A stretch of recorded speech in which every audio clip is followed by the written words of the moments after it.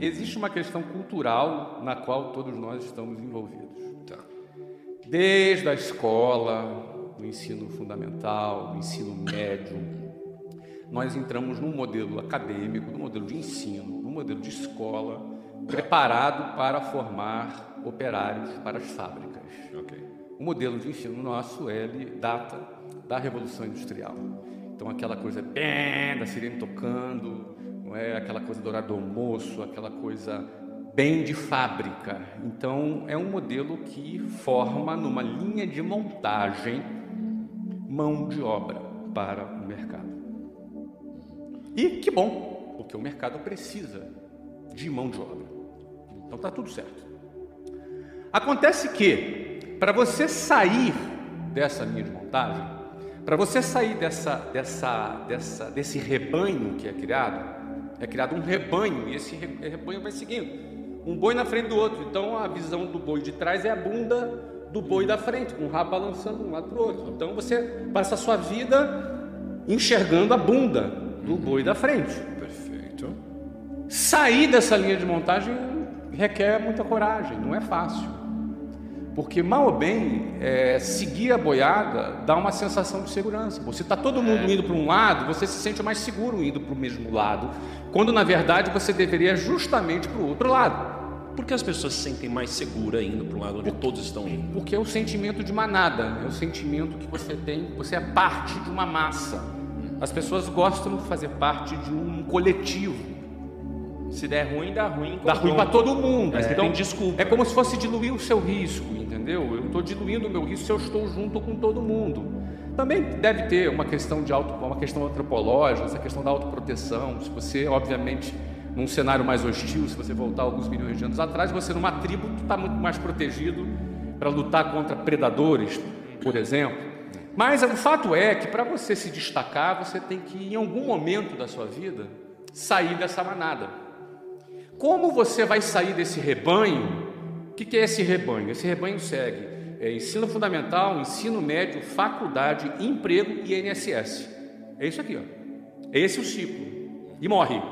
Certo. Tá? É esse aqui o ciclo. Pobre, geralmente estatisticamente pobre, dependendo do INSS, que não é uma coisa tão recomendável assim. O que era humilhante para você, Flávio? Tudo, cara. Tudo. Você na chuva esperando um ônibus, e o ônibus não vinha e você perdia o seu horário. Na hora que o ônibus chegava, estava com gente pendurada na porta, você era obrigado por causa do horário a ir pendurado na porta. Algumas vezes, sabe o que é pendurado na porta? Você acha um pedacinho de chão, mete teu pé ali. É um pé só. É um pé e segura na parada e você vai pendurado correndo risco de vida. E aí você para no outro ponto e vem uma cabeçada te empurrando para dentro. A partir daí você não tem mais controle de para onde você vai na boiada, literalmente, na manada ali, você vai, quando der. Você não tem lugar para você segurar dentro do ônibus, porque se você levantar a tua mão para coçar a cabeça, a mão tem que ficar levantada, você entendeu? E aí é homem em cima de mulher, homem se esfregando em mulher, mulher gritando, brigando, dando soco, e aí é briga dentro do ônibus, é assalto que entrou, é você na Avenida Brasil, 40 graus, andando, lotado, o ônibus quebra e você tem que descer e fica ali 2 horas esperando e chega o próximo ônibus, é todo mundo amassado dentro do ônibus. E isso é humilhante. Eu penso que a maioria, todos nós, eu estudei em escola pública, as pessoas elas são treinadas para poderem entrarem nessa linha de montagem. Perfeito. A pergunta é, para você ter sucesso, para você se destacar, para você cumprir com excelência a tua missão, e eventualmente, se você enriquecer, uma coisa é fato. Se alguém pergunta assim, olha, existe fórmula para o sucesso? Eu não acredito em fórmula para o sucesso. Tá. Mas existe fórmula para a mediocridade, que é seguir a linha de montagem. Perfeito.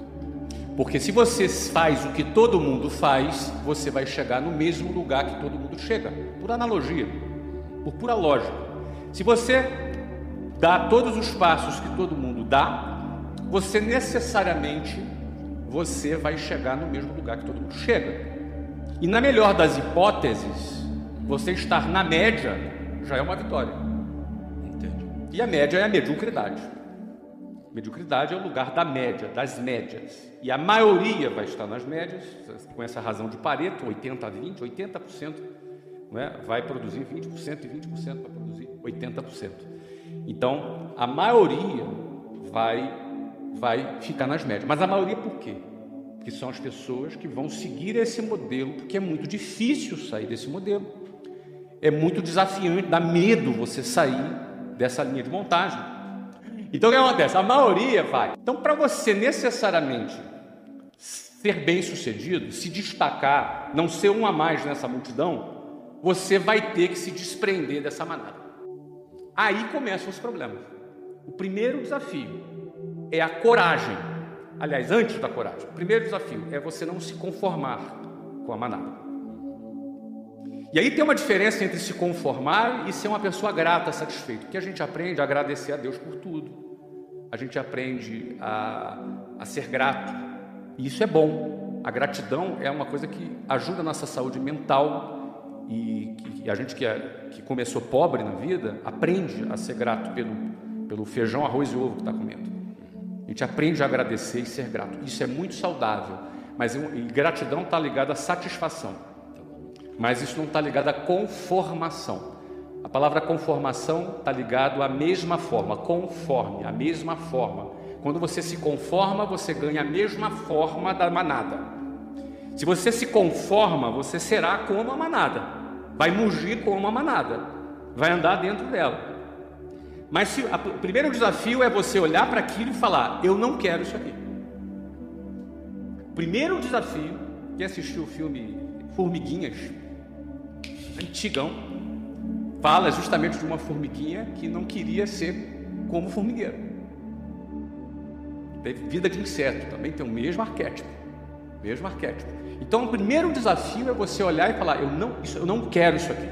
O que é isso aqui? Você não quer a vida trabalhar que eu com levo. os outros, a vida que eu levo, o resultado que os outros O têm. futuro que tem. Porque quem não se conforma, ele pensa assim, eu estou seguindo a manada e eu vou chegar até onde nisso? Eu não vou chegar a lugar algum.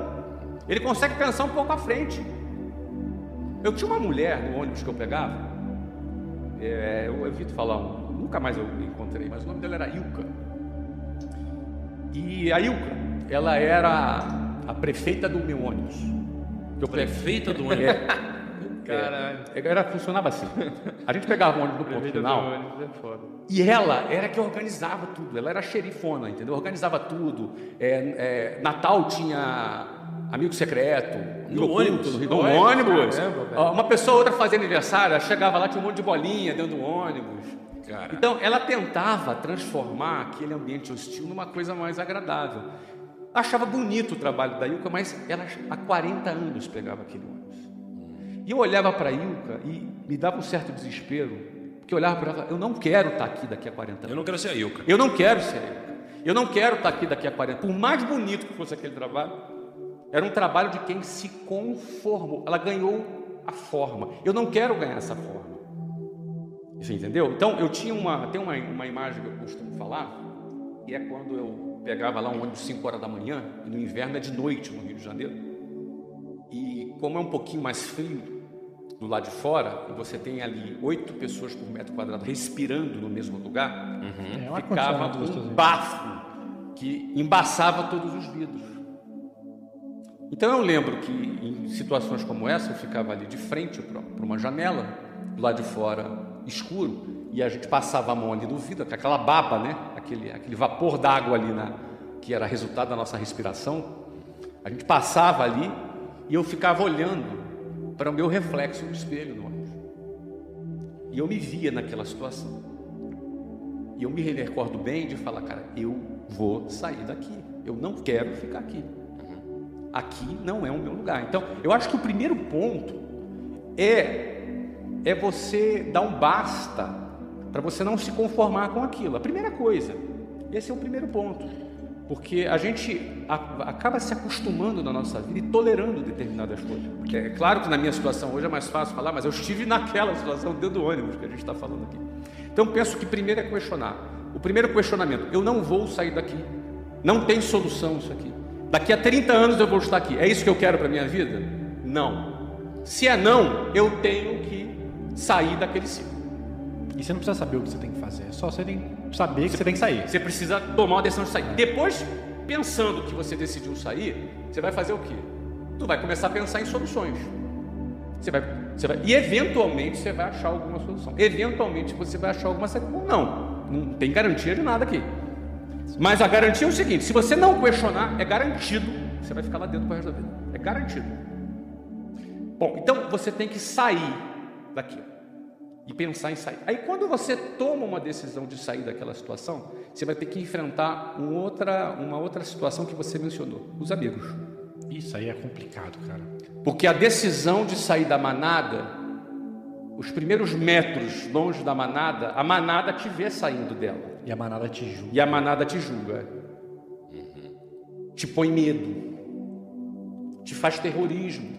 Muitos que estão na manada e vê você saindo, querendo sair da manada, ameaçando a sair da manada, o cara tem medo por você, ele quer o teu bem.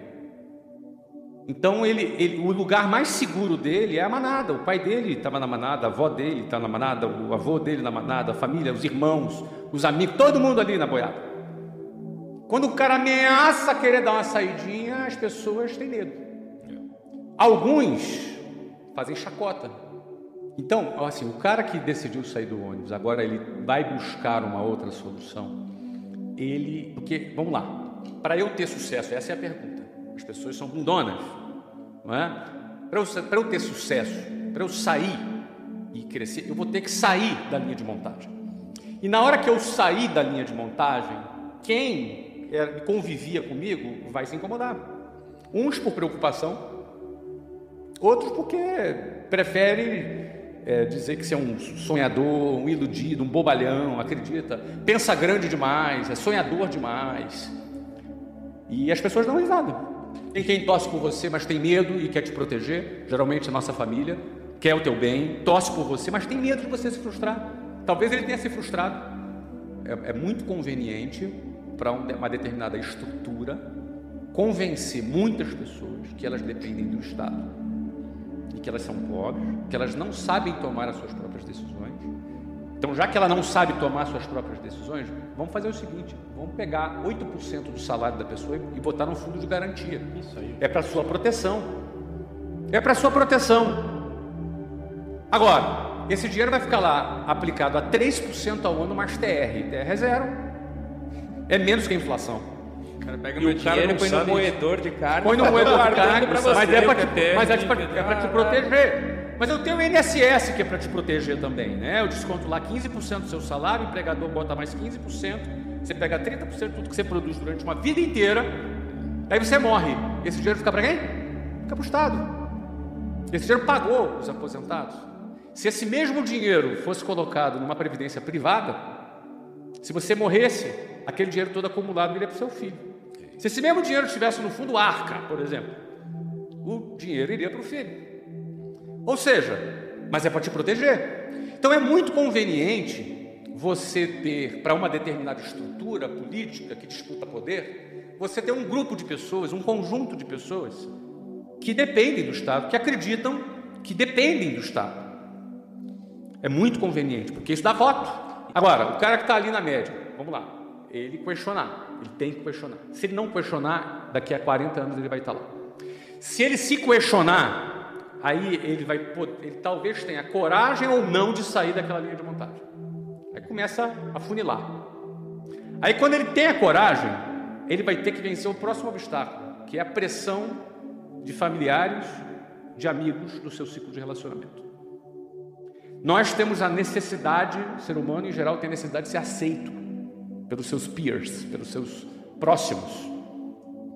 Então, se você se vê reprovado por todo mundo, é como se o seu cérebro pensasse: espera aí, cara, será que está todo mundo errado e eu estou certo? Você se sente reprovado, você se sente errado. Só que para você sair da boiada, você vai ter que nadar contra a correnteza. Você vai ter que contrariar a opinião da maioria. Você vai ter que ser movido por uma convicção diferente da lógica do status quo no qual você vive. E isso é muito difícil. O homem é o único animal que sabe que vai morrer. Um cachorro não sabe que vai morrer. Então, quando você é um cara que sabe que vai morrer e você pensa, você questiona: peraí, cara, para que é isso aqui? Por que eu estou aqui? De onde eu vim? Para onde eu vou? Por que eu estou aqui? Qual o propósito da minha existência? Então, existir dói simplesmente por esses questionamentos.